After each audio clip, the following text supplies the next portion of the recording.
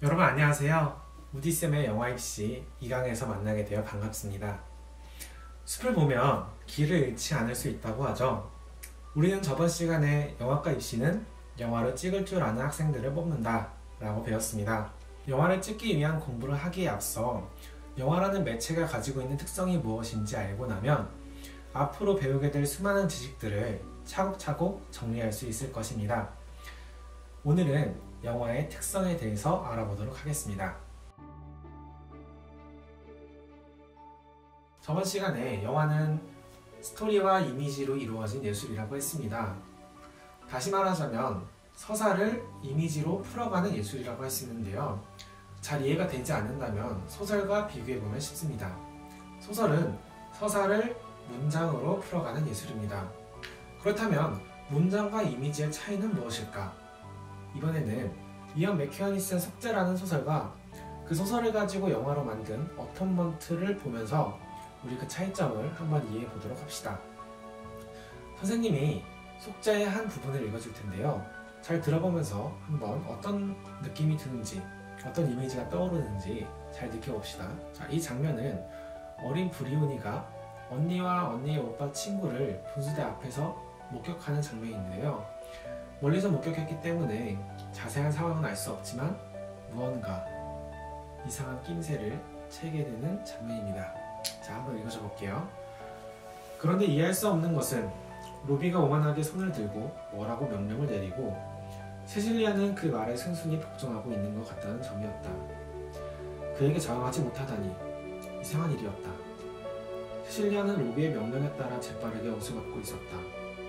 블라우스를 벗는가 했더니 곧이어 치마도 땅에 떨어졌고 이어서 속옷만 입은 세실리아가 사뿐히 걷기 시작했으며 로빈은 뒷짐을 진 채 탐욕스러운 눈으로 그 모습을 지켜보고 있었다. 도대체 언니를 마음대로 움직일 수 있는 힘이 그의 어디에 숨어 있었던 것일까? 공갈을 했을까? 아니면 협박? 브리오니는 두 손을 얼굴로 가져가며 창가에서 조금 물러섰다. 눈을 감아야 한다고, 그렇게 하여 언니가 모욕을 당하는 장면을 보지 말아야 한다고 생각했다. 그러나 점점 더 놀라운 일들이 벌어지고 있어서 그럴 수가 없었다. 다행히 속옷은 벗지 않은 세실리아가 분수대 연못 속으로 들어가 허리까지 차는 물속에 있더니 곧이어 코를 쥐고 물속 깊숙이 사라졌다. 이제는 로비와 자가리에 벗어놓은 세실리아의 옷과 그 너머 고요한 정원과 저 멀리 있는 푸른 언덕만이 눈에 들어왔다. 자, 우리 한번 이것을 가지고 떠올려 봅시다. 브리오니의 얼굴은 어떻게 생겼을까요? 혹은 자, 이 장면의 무대가 되었던 분수대 앞의 전경은 어떤 모습일까요? 자, 소설 속에도 그 단서가 나오긴 나옵니다. 이제는 로비와 자가리에 벗어놓은 세실리아의 옷과 그 너머 고요한 정원과 저 멀리 있는 푸른 언덕만이 눈에 들어왔다. 자, 무언가 머릿속에서 이미지가 펼쳐지고는 있지만 우리 모두가 똑같은 이미지를 생각하고 있다라고는 말할 수 없습니다. 하지만 반대로 우리가 브리오니의 생각은 어땠을까? 라는 질문을 던지게 된다면 다 똑같은 문장을 말할 수 있겠죠. 도대체 언니를 마음대로 움직일 수 있는 힘이 그의 어디에 숨어 있었던 것일까? 공갈을 했을까? 아니면 협박? 브리오니는 두 손을 얼굴로 가져가며 창가에서 조금 물러섰다. 라는 문장을 우리는 찾아낼 수 있습니다. 이처럼 소설은 눈에 보이는 것은 정확하게 묘사할 수 없지만 눈에 보이지 않는 것은 그 어떤 매체보다도 정확하게 표현할 수 있는 장점을 가지고 있습니다. 자, 그렇다면 이 똑같은 장면을 영화에선 어떻게 연출했는지 한번 보도록 합시다.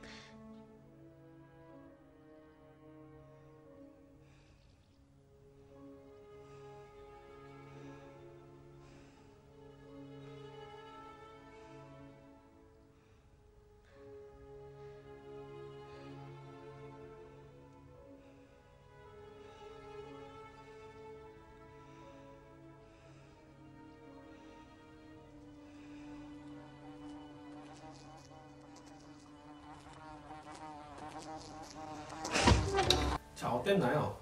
소설 속에서는 브리오니의 얼굴이 잘 떠오르지 않는 반면에 영화에서는 브리오니가 어떤 헤어를 가지고 있는지, 또 피부톤은 어떤지, 눈동자는 무슨 색인지 아주 디테일한 것들까지 세세하게 볼 수 있었습니다. 하지만 반대로 브리오니가 두 사람을 보면서 어떤 감정을 느꼈는지에 대한 단서는 우리가 정확하게 알 수 없습니다. 자, 이렇게 소설은 보이지 않는 것에 대해서는 정확하게 묘사할 수 있지만 실제로 눈에 보이는 것들에 대해서 묘사력은 떨어집니다.